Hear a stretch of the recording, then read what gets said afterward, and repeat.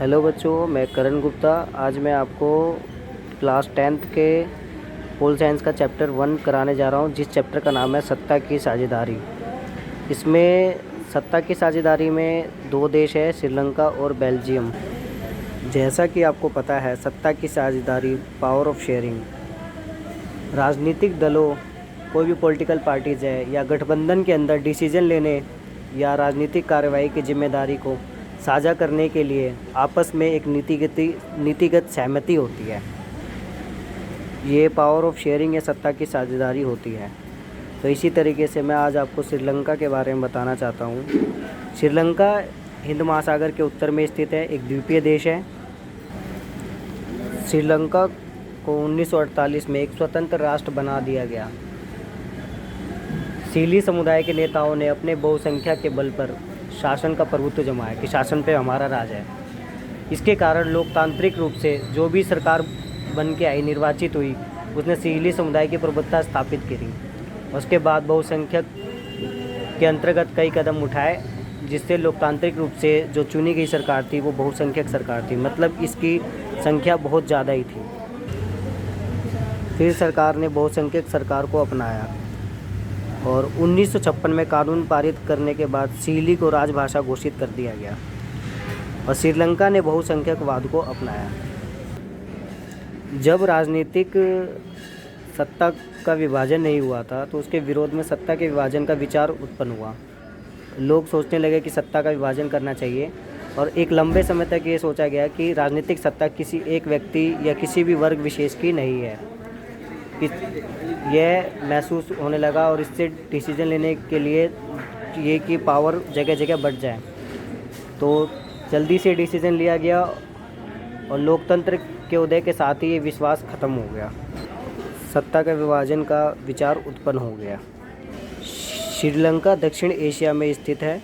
इसकी आबादी 2 करोड़ है, जो कि हरियाणा के बराबर ही है। और जातीय समूह को इस तरीके से बांट दिया गया जैसे सिंहली, तमिल, ईसाई। सिंहली थे वो बहुसंख्यकवाद थे और तमिल उससे थोड़े कम और ईसाई उससे भी कम।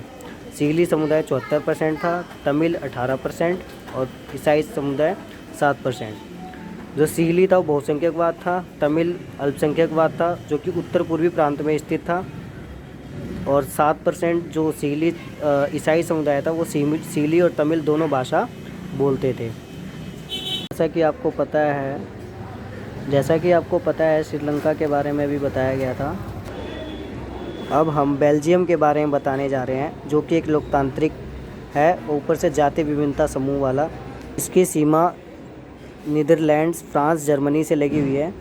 बेल्जियम नेताओं ने क्षेत्रीय अंतरों और सांस्कृतिक विविधता को स्वीकार किया है।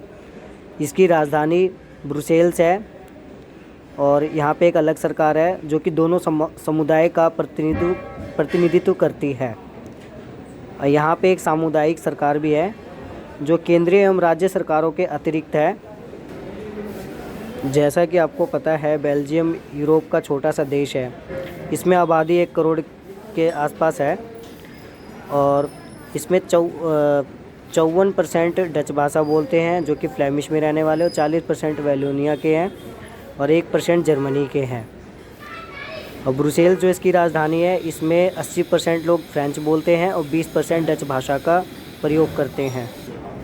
बेल्जियम में डच भाषा और फ्रेंच भाषा के मध्य शक्ति का बंटवारा ऐसे किया गया, संविधान में स्पष्ट कर दिया गया कि केंद्र सरकार ने डच और फ्रेंच भाषा मंत्रियों की संख्या समान रहेगी और इस प्रकार किसी एक समुदाय के लोग एक तरफा फैसला नहीं कर सकते।